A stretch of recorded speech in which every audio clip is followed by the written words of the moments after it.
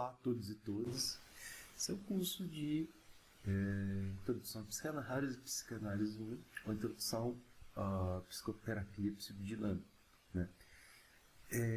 E aí, essa aula ela propõe orientar e propõe ordenar os tropeços que Freud teve no caminho de analisar a psicanálise, no caminho de formalizar a psicanálise, o que ele teve de limpar caminho, o que ele teve de elaborar para criar um método psicanalítico, né? E a gente entendeu e percorreu primeiro as voltas com a etiologia da histeria, do tratamento da histeria, e as idas e vindas que ele teve com a primeira técnica hipnótica, a primeira de trauma de Charcot, e aí o tratamento catártico que ele teve com Breuer, e para atender somente um paciente que era Ana O, né? E isso aí tudo, todas essas concepções, isso ainda estava fora da psicanálise, mas só que isso teve uma importância enorme para a elaboração da psicanálise, porque Freud ele começa a aprender aí com os erros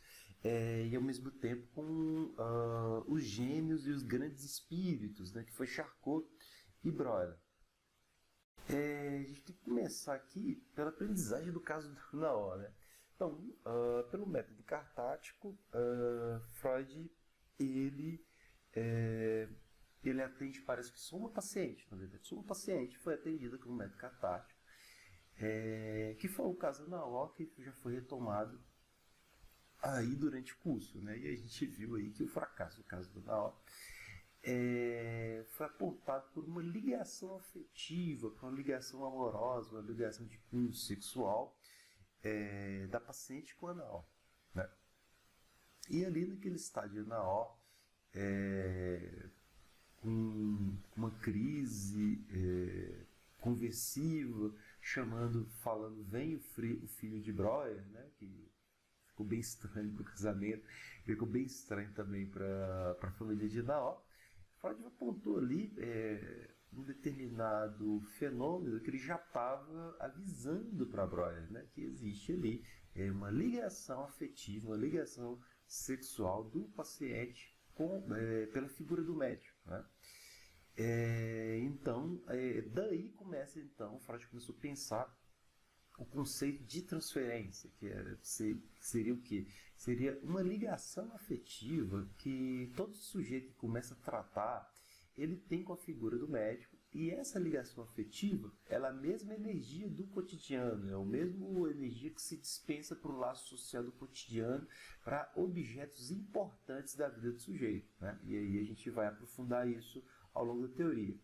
O fracasso da teoria do trauma e ao mesmo tempo da hipnose, porque o método hipnótico era um método bastante fracassado, bastante ruim, na qual assim, raramente uma pessoa consegue ser hipnotizada, né? Então, para a pessoa ser hipnotizada, ela tem que fazer um esforço muito grande, ela tem que querer demais ser hipnotizada para que isso possa acontecer, né?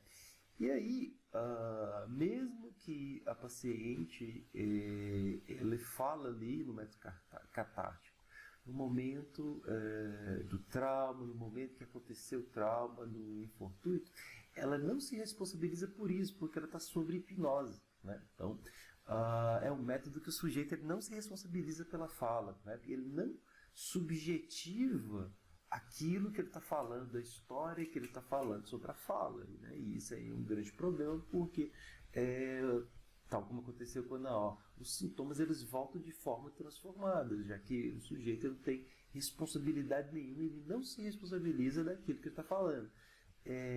Um outro dado que era a etiologia da neurose, a etiologia da histeria, que está focada na teoria da sedução traumática. Então, na teoria da sedução traumática, a criança ela teria sido seduzida por um adulto próximo, né? Um primo, irmão, um pai, E isso teria deixado um traço minêmico e o sujeito de volta em contato com um traço minêmico próximo produziu o trauma, né? Então o trauma ele vinha de forma a posteriori, né? Então esse traço minêmico a mente do sujeito ficava dividido em dois conjuntos e esse traço ficava na segunda consciência, mas continuando a fazer efeito sobre a primeira, né?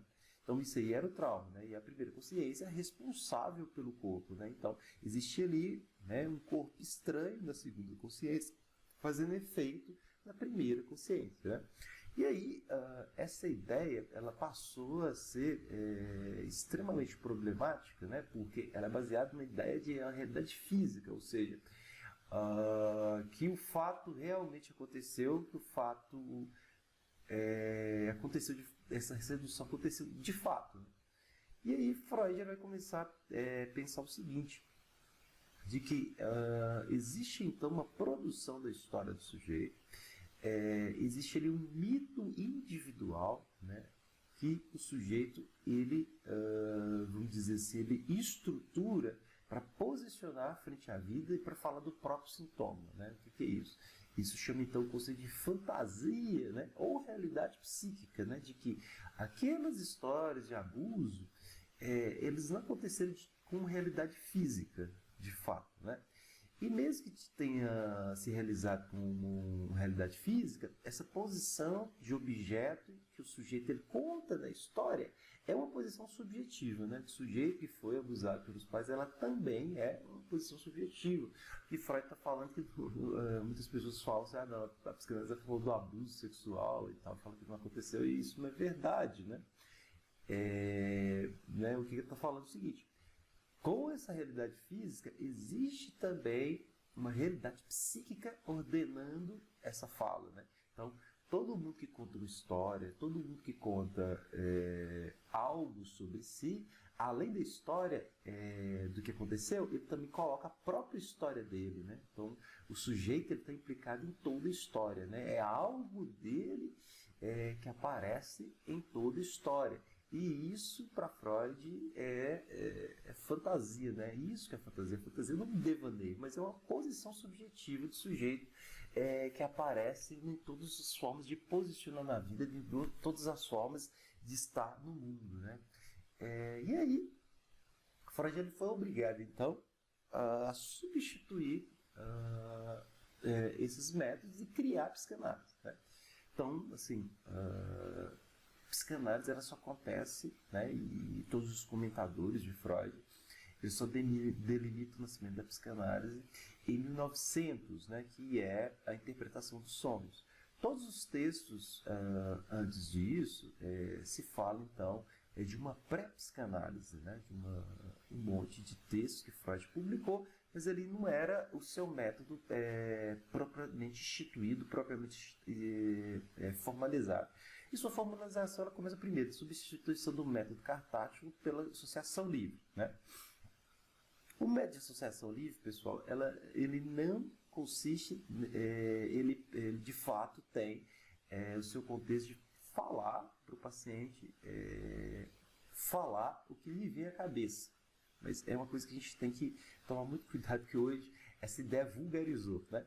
Tudo certo, né? A TI, mas é para falar o que vem à cabeça sobre o que produz mal-estar. Então, tem sim essa direção, né, de falar, né, o que produz mal-estar. A pessoa não vai falar ali de uma festa, de alguma coisa que foi gostosa, foi interessante. Não, aquilo ali, na associação livre, o sujeito ele é convidado a falar sobre o mal-estar. E aí, Freud ele vai entender aí que nesse convite a falar sobre a cabeça vem a ideia da resistência, né? E o que é resistência? Né? O sujeito ele vai tentar dar voltas sobre o que lhe aflige, o que aflige propriamente, né? Ele vai esquecer de determinadas coisas que aflige totalmente, ou pelo processo de transferência, pelo processo do amor do médico, ele já vai falar que já está bom e não quer ficar rememorando mais essas histórias, ou não quer ficar se implicando no sintoma, né? Ou então não vai à análise. Então, o que esse processo de resistência, né? É uma resistência ao saber, uma tentativa de não querer saber mais e não querer tirar algum sentido do inconsciente, né? E por quê? Porque, de fato, retirar o sentido desse saber inconsciente é uma questão que produz mal-estar, né? E aí, com esse termo resistência, né, a psicanálise ela tira aí de cena uma idealização, geralmente que os psicoterapeutas têm, né, de que as pessoas estão ali para se tratar e se tornar melhores. Não, né? Todo mundo ele tem um certo apego ao sintoma, um apego ao sofrimento, né? E esse apego ao sofrimento, ao mesmo tempo nada querer saber desse sofrimento, né? Isso aí chama então uma resistência. Está presente em toda a vida, né? Ninguém quer saber do inconsciente de forma direta. É necessário que a gente fale para um outro, né? E que esse outro ele nos possibilite tirar esse sentido do inconsciente, que esse analista nos possibilite tirar sentido do consciente. Porque em psicanálise ninguém se determina, né? Eu não posso fazer, né, uma autoanálise, não existe essa coisa de autoanálise, né? Freud foi o primeiro, ele não passou pelo processo de análise e o curso para ele foi a neurose, né? Porque ele simplesmente foi o primeiro, não tinha ninguém para analisar, né? E aí nesse processo de fala vai aparecer aí o que o sujeito fala, né? Tudo que o sujeito fala está além do que ele quer falar, ou seja, toda a fala do sujeito, ela expõe um certo sentido além, né? Ele põe um certo sentido nas entrelinhas, né? Um certo sentido que ele não se dá conta, mas fala, né? Então, esse sentido que está além, ele é inconsciente. Então, isso aí vem na ideia de demanda, né? Demanda é a fala propriamente, né? O que está além da demanda, o que está além da fala, a interpretação da fala, a gente fala então que é desejo. Então, a gente tem a fala consciente, que é do enunciado, né? E o que está além desse enunciado, a gente chama de enunciação, quer dizer, a interpretação da fala, o que pode ser interpretado e o que pode ser extraído dessa fala, né? Então, ele vai ver o seguinte, que nesse processo, né, de transferência, vai aparecer aí um monte, né, que Freud chamou que é o papel do recalque, né? E a gente vai aprofundar desse termo durante o curso, né? Bastante de que existe ali um mecanismo psíquico, né? Que ele cria uma máscara do desejo, ele cria uma vivência da nossa história, uma vivência das nossas vivências subjetivas de forma mascarada, né? Então, quando a gente solta um ato falho, quando a gente solta uma piada, quando a gente tem algum sofrimento, esse sofrimento, na verdade, é um certo desejo nosso, mascarado, né? Esse mal-estar, esse jeito de estar do mundo, ele é um desejo mascarado. Ele é algo nosso, né, que a gente tem apego e aparece de forma mascarada, né? E que é necessário ir para análise e falar para um outro, né, para poder tirar sentido e quebrar essa máscara do desejo, né? Criar essa máscara e aparecer aí o que tem nesse sofrimento que nos fisga tanto, né? Porque em todo sofrimento, para a psicanálise, ele também ela aponta uma certa forma de estar no mundo, um certo tipo de mal-estar, mas também ela aponta também uma realização mascarada do desejo. E a fantasia como a realidade psíquica, a gente falou. A fantasia é uma forma de estar no mundo. Então tem gente que, por exemplo, acha que é bem superior às pessoas. Outras pessoas acham que é inferior demais às pessoas. Outras pessoas acham que nada vai dar certo, né? Que é algo estranho, horrível, pode acontecer a todo momento, né? De relações comuns no cotidiano, de coisas comuns. E o sujeito ele tira essa substituição, ou acha que o tempo inteiro alguém está aprontando para ele. O que é isso? São invenções da própria história, né? Então, essas invenções, ela está na própria história do sujeito, mas aparece ali de forma mascarada com esse tipo de ações e atitudes. Ora, só pela introdução desses mecanismos, ela rompe qualquer ideia que é muito comum em determinados livros de introdução à psicologia, que fala que o inconsciente ele é um porão, né? Isso é o termo mais inadequado por isso, porque o inconsciente ele aparece sempre na nossa vida cotidiana, ele está guiando a nossa vida cotidiana, e onde a gente tem ligação afetiva, né, ele aparece, né, ele aparece na nossa fala para alguém, ele aparece nas nossas escolhas pessoais, ele aparece na nossa vida amorosa, né, inconsciente determina nossas escolhas, né? Então, a gente vai falar de um por um, né, desses mecanismos, né? E a gente vai começar então pela associação livre, né? Então é o seguinte, no mecanismo da associação livre, esse falar livremente, ele não quer dizer que o sujeito vai falar sobre qualquer assunto e vai ficar falando, né? E aí é interessante porque as pessoas vulgarizaram muito a ideia da associação livre. Primeiro, é necessário que o sujeito ele fale sobre o que incomoda de fato, né, o que vem à cabeça de fato, mas fale sobre o mal-estar. Né? Ele não vai falar da festa, do tanto que a vida está boa, né? Não, ele vai falar de alguma coisa que provoca mal-estar. Né? E aí não basta que o sujeito simplesmente fale, reclame e queixe. É necessário que o analista ele direcione a fala do sujeito para que o próprio sujeito se escute, que o próprio sujeito tire algum sentido daquilo que ele está falando, né? Que o sujeito ele se implique e mostre a responsabilidade que ele tem ali nos relatos e agruras dele cotidiano. Ou seja, pessoal, o método de associação livre, a técnica psicanalítica, é um método da fala. Entretanto, não é qualquer fala, não é um blá blá blá, né?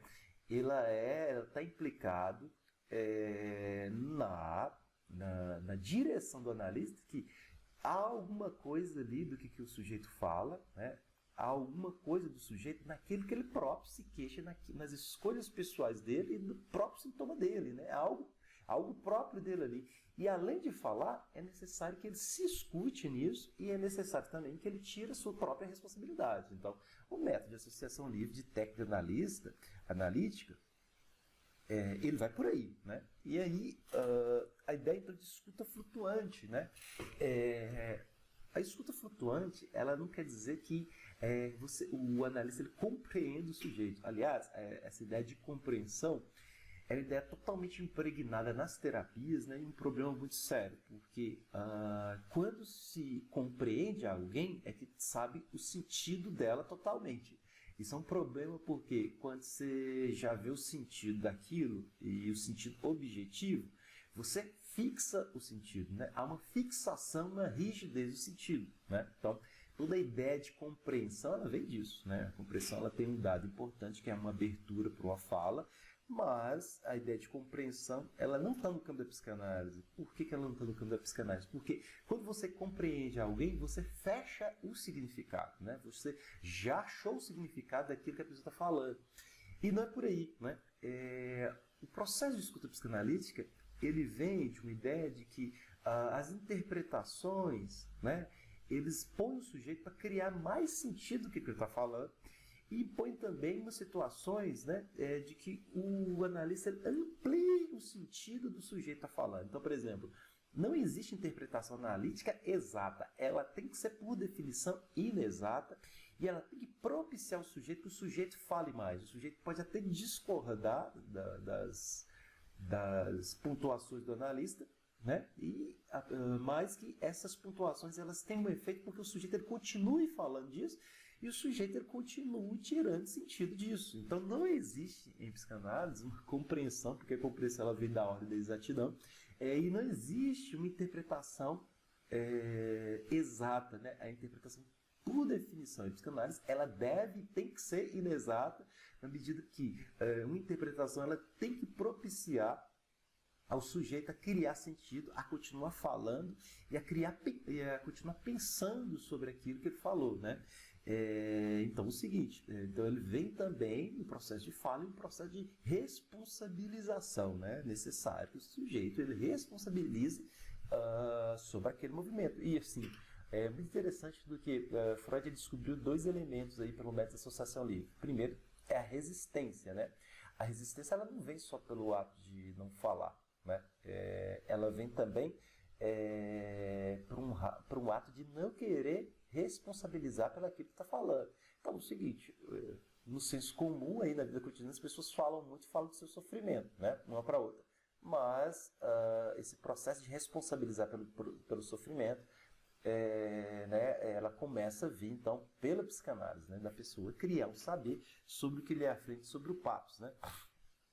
E aí, é interessante que o inconsciente ele começa a aparecer pela fala, né? Porque pela fala o sujeito ele troca palavras, né?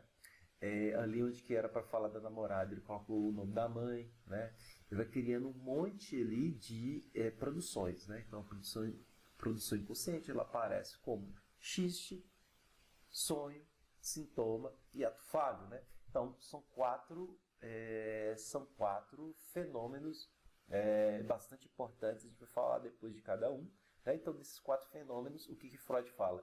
Desses quatro fenômenos, onde que todo mundo acha, né, que não tem sentido algum, né, onde que as pessoas acham que é só uma falha da consciência, isso aí está um sujeito. Né? Isso aí tem um sentido muito importante na vida do sujeito e é necessário que ele tire esse sentido. Né? Ou seja, né, se o sujeito ele sonha lá né, que está transando com a mãe, eu sonho lá que está transando com a esposa do vizinho, ele vai ter alguma ali na história dele, tem alguma coisa ali na vida dele, né, que aparece que é importante. Né? O sonho não é só uma falha da consciência, tem alguma coisa importante. E a mesma coisa aparece pelos sintomas. Né? Os sintomas eles vêm questionando a própria vida do sujeito, né? A própria moral do sujeito, as próprias determinações do sujeito. Né? Então, é um questionamento da própria moral. É um questionamento da ideia da identidade. Né? A ideia de identidade ela vem da ideia que eu sou. Né? E aí é muito interessante que na vida moral nossa a gente fala, eu sou muito esforçado, eu sou um bom pai, eu sou um bom marido, eu sou um bom aluno. A ideia de identidade está no eu sou, né? E o inconsciente ele vem no questionamento do eu sou, né? Ele vem nesse questionamento do eu sou. Ele vem no questionamento dessa identificação. Isso é tão lógico porque todas as pessoas que nos aparecem nos consultórios, no nosso consultório, ela vem porque ela tem uma crise de identidade, ela tem uma crise existencial. Esse eu sou, ele não passa a não funcionar. E é interessante porque hoje a gente tem uma sociedade totalmente baseada no eu sou, no narcisismo, né? Nas redes sociais, etc. E a psicanálise ela vai falar assim, como é que esse eu sou, essa crise do eu sou, ela aparece na clínica, né? De que o que supostamente dá certo, que as pessoas querem mostrar nas redes sociais, na vida cotidiana, é esse eu sou, né? Essa identificação débil, né? Às vezes, né? E no consultório é o questionamento desse eu sou. O que eu sou, né? O que é? Será que tudo isso faz sentido na minha vida? Por que minha vida não tem... Por que eu faço essas coisas e não me dá prazer nenhum? Né? Por que isso me dá mal-estar? Né? E se cria, então, se tenta dar um sentido desse mal-estar. Então, a vida cotidiana, as pessoas querem ser um eu sou, né? Porque eu sou, ele não tem crise existencial, ele não tem questionamento. Um questionamento sobre o eu sou que aparece na clínica, né? E esse questionamento sobre o que eu sou, ele aparece sobre o ato falho, um xiste, um sintoma, um sofrimento, né? Ele é o inconsciente. O que é o inconsciente, pessoal? Então, são uma materialidade simbólica, é algo que está na nossa história, né? Que questiona essa identificação social, essa identificação cotidiana do que eu sou. Então, é o seguinte, o que é o inconsciente? É um questionamento sobre o que eu sou.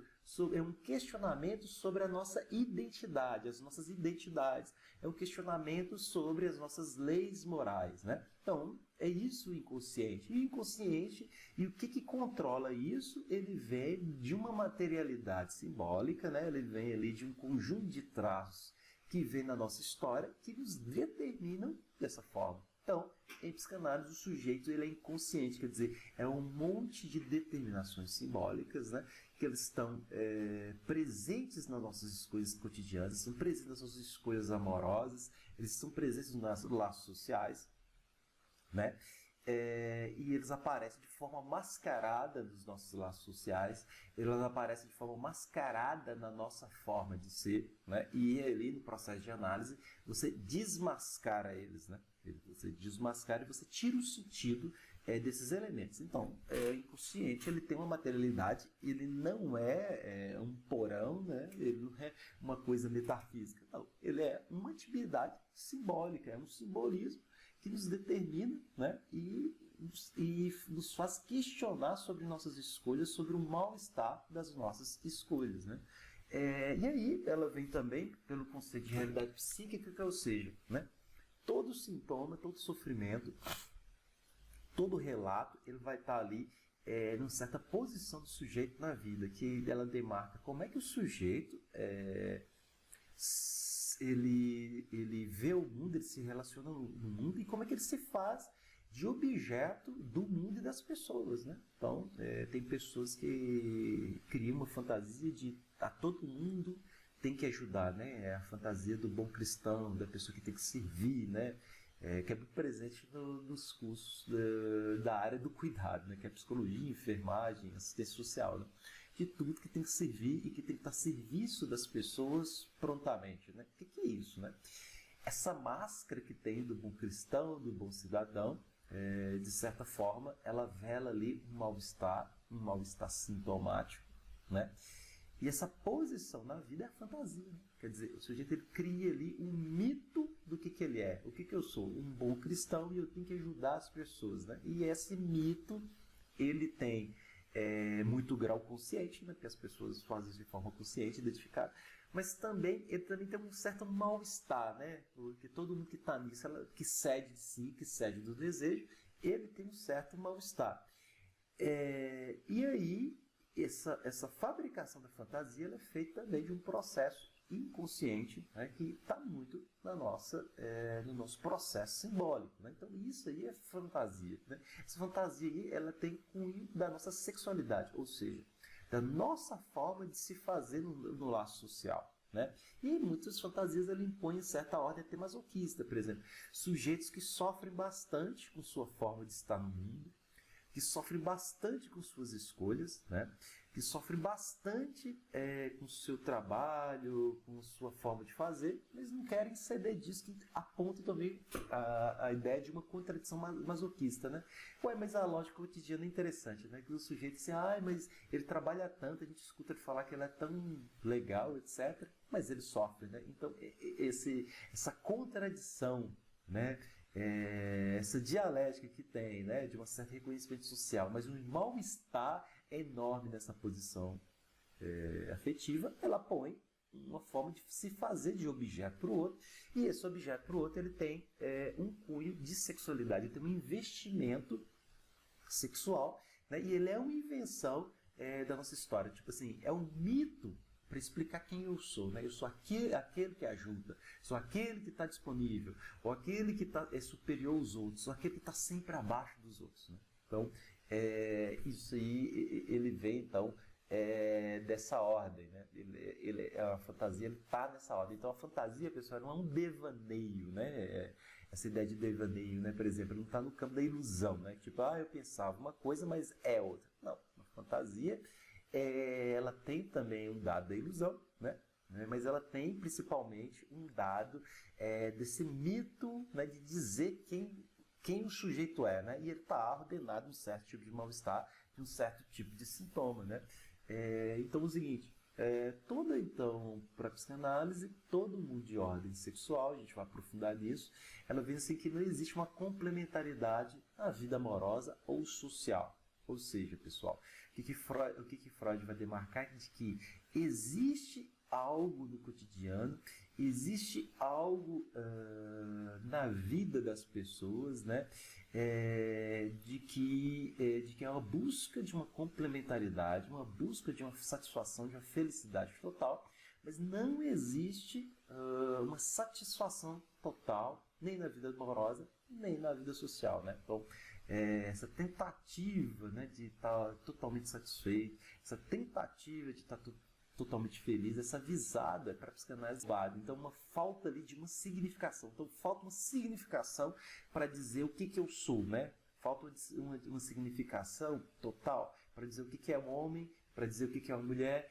para dizer, para ter o sentido total do que eu sou, né? Então, isso nos é roubado, né? Então, tem ali uma falha na significação. Então, para a psicanálise, há o sentido, mas também tem algo fora do sentido. E esse algo fora do sentido, ele nos é roubado quando a gente entra na linguagem, né? E o processo de análise, apesar dessa ausência, apesar do sentido total ser impossível, a gente está sempre criando novas possibilidades e criando novas formas de ser homem, de ser mulher, né, de ser pai, etc. Então, quer dizer, esse sentido total do ser não existe para a psicanálise, né? As pessoas inventam a partir de seus dados de história, dos significantes, do mundo simbólico que se tem, e cada um e cada uma é convidado a refazer o seu próprio sentido do que é ser pai, do que é ser mulher, do que é ser homem, né? Então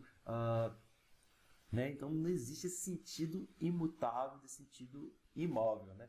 E aí, psicanálise, né, quem tem sentido totalmente definido das coisas, a gente chama de ignorante ou débil, né? Então, a ignorância, a debilidade mental em psicanálise é aquela pessoa que tem o sentido total e fixo das coisas, né? Que não muda com a dialética, né? Então, isso aí, para a psicanálise, é isso, né?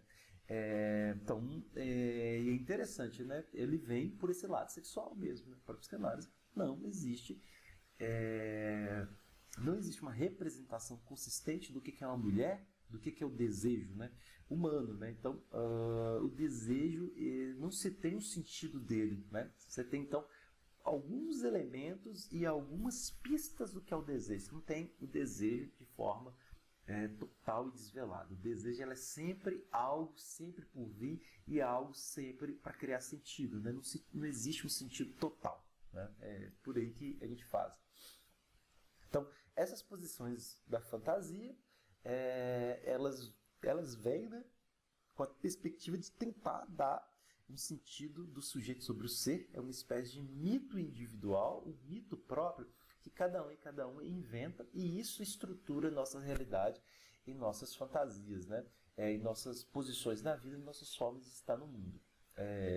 Então, ela consiste em dar respostas enigmas, por exemplo, da nossa própria história, né? Por exemplo, o que é uma mulher, o que eu sou, né? Por que eu faço isso, por que eu tenho que fazer psicologia, por que eu tenho que casar, por que eu tenho que ter filhos, por que eu tenho que ser homem, por que eu tenho que ser mulher, e ele visa dar essas respostas que aparecem sempre do lado né, de um certo mito, né? O sujeito fica escravo desse mito, ele não consegue sair dessa estrutura, né, que é uma estrutura feita pelo material inconsciente, pré-consciente e consciente, que a gente vai falar aí em outras aulas, né? A gente vai ficar por aqui.